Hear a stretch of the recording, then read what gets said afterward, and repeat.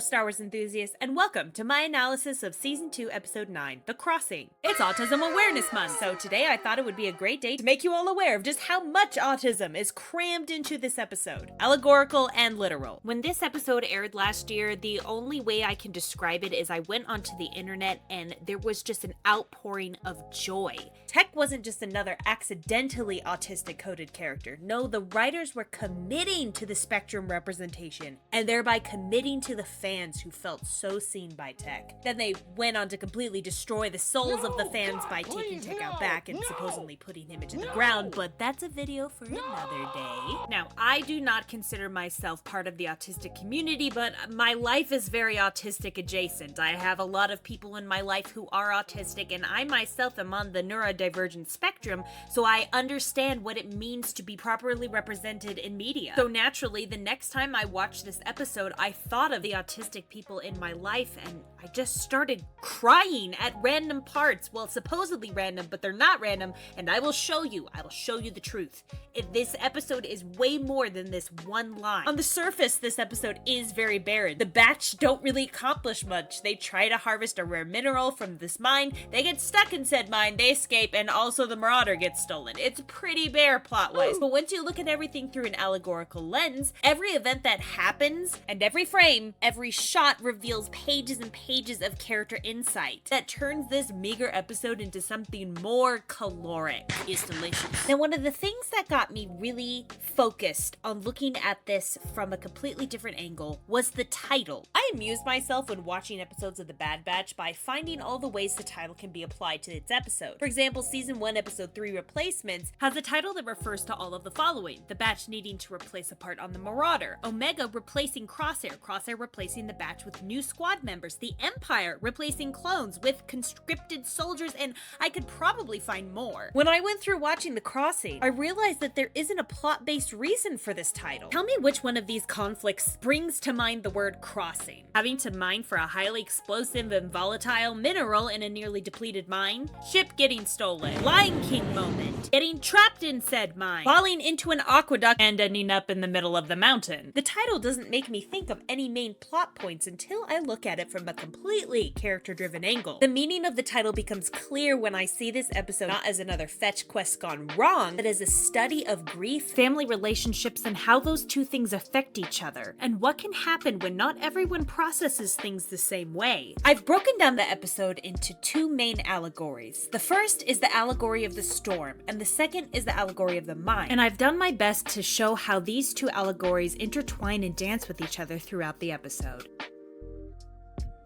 The Batch are performing their first mission since Echo left. This is where the bulk of the conflict comes from. Omega is a child who's essentially dealing with a divorce. Echo simply couldn't wait for Hunter to come round anymore. He wanted to act, and so he was forced to make a very tough decision. Omega is experiencing what many children experience when their parents separate. She feels abandoned and rejected by Echo. How can he love her and choose to leave at the same time? These are complicated emotions, but don't worry, the Batch has been through this kind of thing before with Crosshair. If they can just share with Omega how they process their own feelings. Wait a second, hold on a sec. No, no, that's what I thought. Thanks, Hunter! In this allegory, the storm is representative of Omega's grief. Allegories are so effective because you can take every interaction the Batch have with this storm and also apply it to how they are responding to Omega's grief and trauma. Hunter is aware of it. He can't not be, but he doesn't really want to address it until he's forced to. Problem? The storm's moving away from us. We should be fine. This is where army culture really starts to butt heads with being an effective parent. When life or death situations are your way of life, of course it makes sense to silence arguments with a well-asserted catchphrase, "We'll debate it later." Look, debating this won't fix the ship. We can debate my choices later. None of this is helping. But when it comes to actually revisiting these conflicts and processing them, I have a feeling that Hunter has a glove box full of rain checks. He hasn't actually had a lot of experience ironing out these issues. And this is where the ship comes into play, because the ship represents Echo. When it's stolen, Hunter doesn't have a place to take Omega to make her feel safe. And so what does he do? He just keeps running from the storm, just like he's running from having these tough conversations with Omega. I think he feels feels really handicapped that Echo isn't nearby to be his emotional support. I mean, imagine that your wife left you and suddenly you have to talk to your daughter one-on-one for the first time, and you find that you don't actually have those skills. Now, when we look at Wrecker in this episode, it feels like to me he's really struggling with finding his voice. Notice how Wrecker only addresses Omega about her feelings when Tech and Hunter are in the mine. But just as he learns to speak up about the storm, That storm's changing course. later in the episode he also speaks up about Omega's emotions. Yeah. Go check on the kid. There's a lot of emphasis on Tech blaming Wrecker for the loss of the ship, which is absolutely absurd because the ship is completely out of view. How was he supposed to see it? The ship was poached because it was put out of view where it couldn't be properly looked after. It was carelessly handled, just like Echo's concerns were, partly resulting in his decision to leave. And maybe this is to illustrate that Wrecker feels like it is partly his fault that Echo left because maybe he didn't have important conversations with Hunter that he should have. But he can hardly blame himself when Wrecker's input is rarely valued. This episode really just shows how they expect him to carry an awful lot of burdens, but they don't actually give him a voice. Echo's got a point. Oh yeah, Tech's got a point. Well, the kid's got a point. What about your point, Wrecker? Tell us what your point is! And it's actually really great to see moments in this episode where he does voice himself more than maybe he would have otherwise. Once again, I'm just shocked at myself for just not noticing Wrecker's development. Like, what is wrong with me? So Omega has one brother who definitely knows what's going on but just won't say it outright. Then she has another brother who definitely knows what's going on but he feels too intimidated by his position in the group to speak up. And then she has a brother who has no idea what's going on. When it comes to Tech, he is at first oblivious to the weather. He literally asks Hunter if there's a problem when they all have a plain view of the storm from their position. Later, he complains that the weather patterns are too irregular. This is a one-to-one analogy for how he views Omega's emotions. They are background noise until they become an actual nuisance. And if we come back around to how the Marauder represents Echo leaving when it gets stolen, Tech doesn't respond in the same way the others do. In this shot here, you can see Hunter and Wrecker clearly showing their despair at having lost their ship. This is exactly what Omega wants and what she needs, to see her own distress mirrored back at her so she doesn't feel like she's alone. Tech is the only one who keeps his helmet on, and he is not participating in this collective grief that they're all having in response to a loss that impacts them all. Now I'm sure you're wondering, okay, at what point does autism enter into any of this? And it's here. This is where I'm going to introduce it. None of this is because Tech is heartless or unfeeling, it is simply because I may process moments and thoughts differently. this situation is hard for Tech because number one, he thinks he has dealt with his own emotions. And he hasn't. Maybe you didn't know, but not only do some autistic individuals have difficulty identifying feelings in other people, What is your issue? many of them also have trouble identifying emotions in themselves. Tech employs logic and reason to move past traumatic events, but unfortunately for him, that doesn't actually process your feelings. Maybe in the past it worked for their unit, but now they have Omega, and she, like the Storm, is throwing a wrench in Tech's typical coping cycle. As a result of all of this, Tech is having a full-blown autistic meltdown. Now, this may not look like a meltdown that you've seen before or experienced before, but it looks different on everyone. Now, this meltdown is perfectly illustrated when we see the Storm finally meet the batch and the Ipsum is thrown around and explodes at the mouth of the mine, entrapping them all within. At the start of this episode, Tech describes Ipsum. It is tremendously valuable when refined. However, in its raw state, the mineral is highly combustible, like a primed thermal detonator.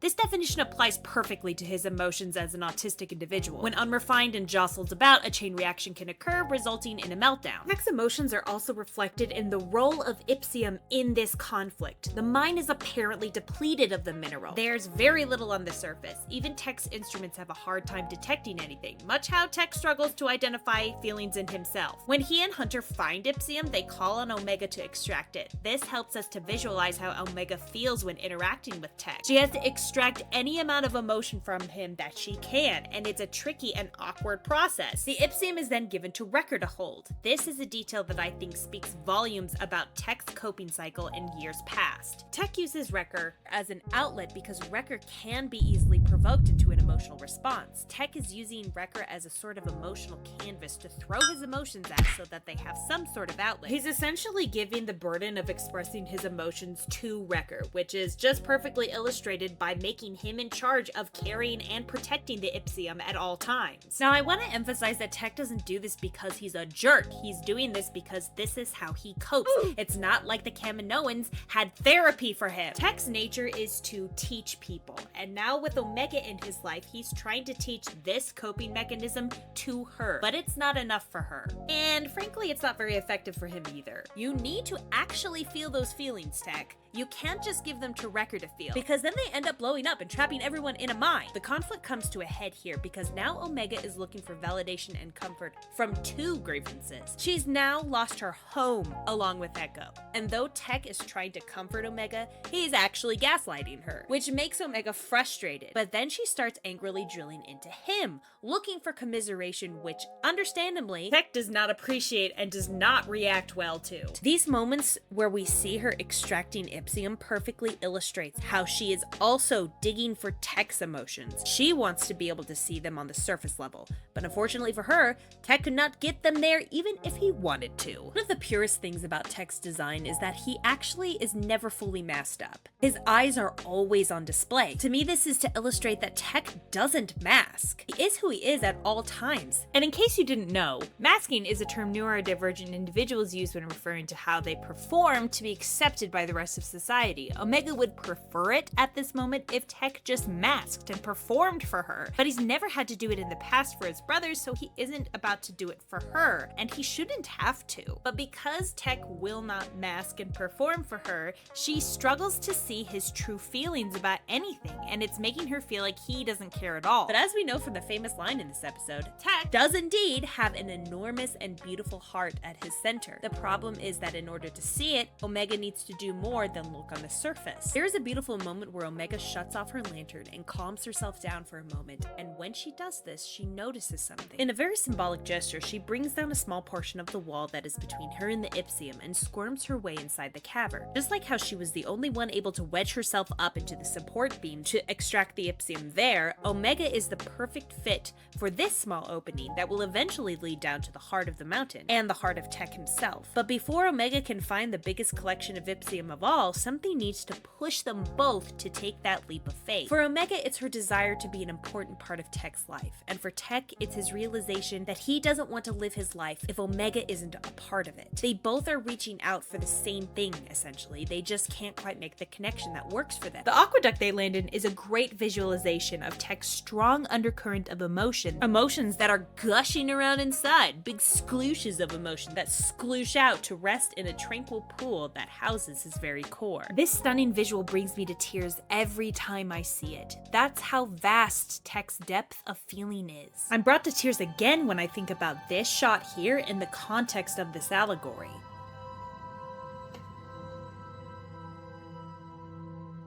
And though they can see the outside from where they are, anybody passing this wall would never know what lay beyond it. Now, don't misunderstand this. Tech is not a poor wretch that needs to be saved from where he is, but he does desperately need a more efficient way to show people who he is, where he is. This scene, I've been here, and maybe you have too, as either Tech or Omega.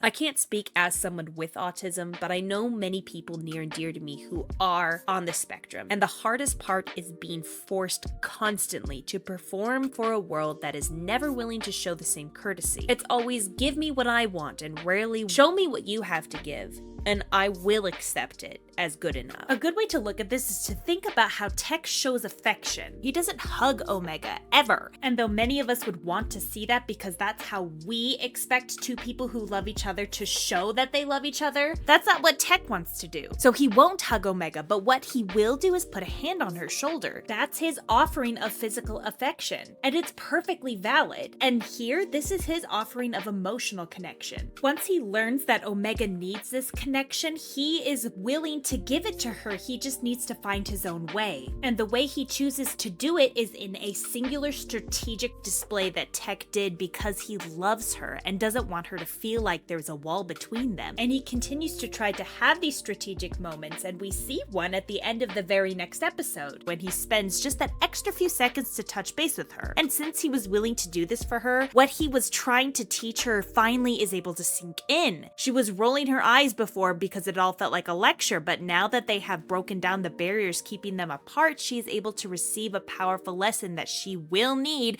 to cope with the things to come. Omega realizes that Tech has everything she could ever want or need, and now that she has seen it, she doesn't need to ever try to possess it again. She can't hold Tech's heart, but she knows it's dedicated to her. Why else would he throw himself down that hole? He was okay with dying if it meant that he was at least giving her the gift of not meeting her end alone. The resolution shows Tech and Omega setting up a vial of Ipsum by the sliver of light. Tech then very precisely detonates the Ipsum, and we get this beautiful shot of the sun pouring into the cavern. Tech doesn't need to change where his heart is or how much of it he shows on the surface, but he did need to make an effort to show Omega that it was there. Tech has also learned that if he carefully and purposefully detonates his emotions, he can control what kind of impact they have on the people around him. It's good to give your emotions a voice. So in the end, what do they cross? The barrier that kept their worlds apart. Omega couldn't force Tech to be someone he wasn't, and Tech couldn't just keep Omega on the other side of that barrier